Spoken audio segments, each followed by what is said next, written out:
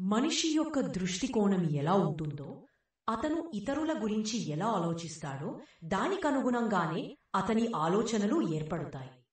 అటువంటి వాతావరణము మరియు పరిస్థితులు పొందుతాడు.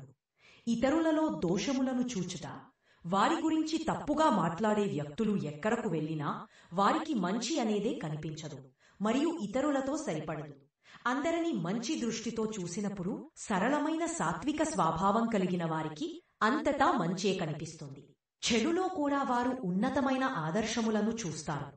నిజానికి ఏ వ్యక్తి అంతరంగంలో చెడు ఉంటుందో అతనికి ప్రపంచం మొత్తం చెడుగానే కనిపిస్తుంది.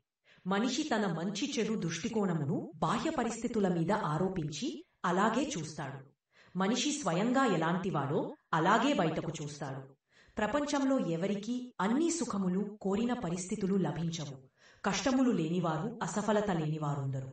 భగవంతుడు ఎక్కడ అనేక సుఖ సాధనములు ఇచ్చాడో అక్కడ కొంత కోరతను కూడా పొందుపరచాడు.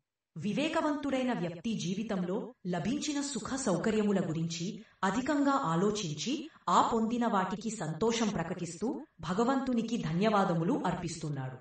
దీనికి విరుద్ధంగా అనేక మంది లభించిన అనేక సుఖ సాధనములను తుచ్చమని భావితూ ఏవైతే కొన్ని కష్టములు కొరతలు ఉన్నాయో వాటినే పెద్ద పర్వతములుగా భావిస్తారు.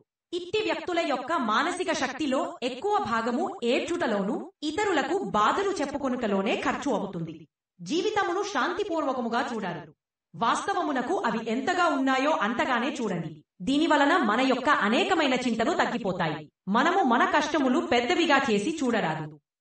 ఉంటేకాక వాటిని ఆపదలో ఉన్న ఇతరులతో పోల్చుకొని తనకు తాను తక్కువ దుఃఖితుడుగా భావించాలి. వీలైనంత వరకు జీవితము పట్ల తన దృక్పథం మరియు దృష్టికోణమును సకారాత్మకముగా ఉంచండి. కానీ అది ఎప్పుడు లభిస్తుందంటే మన దృష్టికోణంలోని లోపములను అర్థం చేసుకుని వాటిని సంస్కరించుకునే ప్రయత్నం మనం చేసినప్పుడు మాత్రమే సంభవం అవుతుంది. సంస్కరించబడిన దృష్టికోణం స్వల్ప సాధనలున్నా మరియు అననుకూల పరిస్థితులలో కూడా శాంతి మరియు సంతోషమును పొందుతుంది.